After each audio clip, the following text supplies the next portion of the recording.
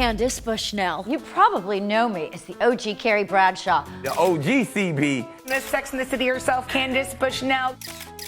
I came here in the 70s. I was a career woman in the 80s, punk model. I've been up, I've been down. Now, here we are. I'm still here.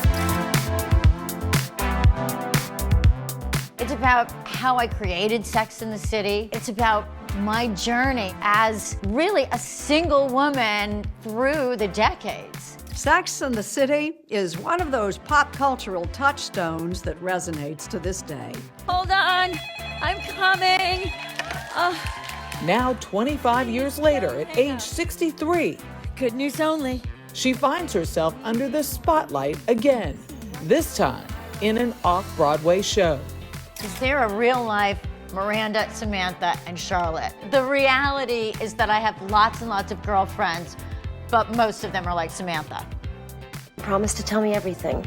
Oh, if you're lucky.